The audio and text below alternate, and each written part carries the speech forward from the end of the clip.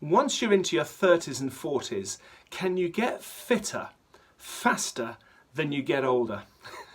It's a question I was asking myself while I was out for a run earlier today around Tooting Common, near where I live here in South London in the UK.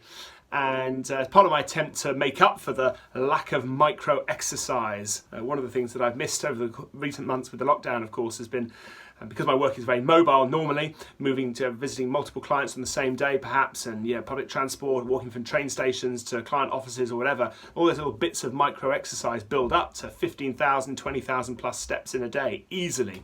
Whereas, of course, working from home, I could easily get through a day where it's just 1,500 steps. Anyway, the point is that when I was younger, I was very keen on athletics and running and so on, and really trying to get back into that a bit more now in my 40s. It's a very different prospect, it's a very different experience.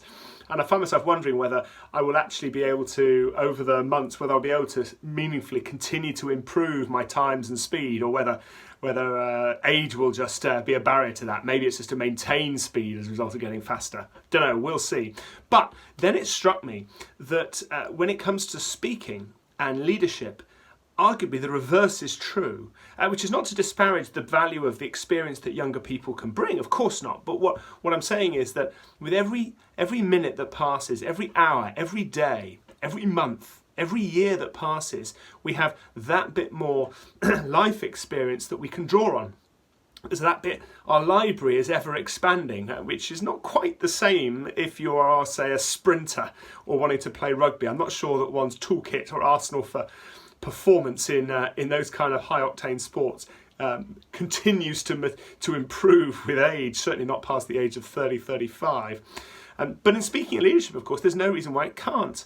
It may be, for example, that just in the last few weeks or months, there have been experiences, stories that you could draw on, which could be of tremendous value to your listeners, to your stakeholders, to your network, positioned in the right way, of course, delivered in the right way, that it would have been impossible for you to deliver a year ago because you wouldn't have had that experience.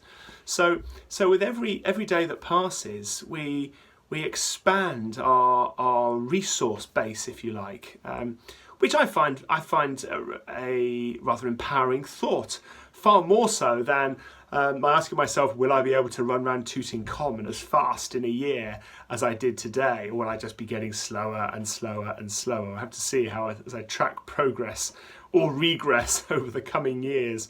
But anyway, there's a thought to consider, because with speaking and leadership, we have every reason to believe that we can absolutely speak better, lead better as years pass and as we grow older, because we've got that bit more experience from which to draw insight and to gauge what really will make a difference.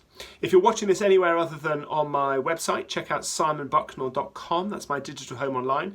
If we are not connected on LinkedIn, then we'd love for you to either follow me or drop me a note, or give it a thumbs up if you found this video thought-provoking. And in the meantime, I wish you well with your speaking, and we'll speak soon.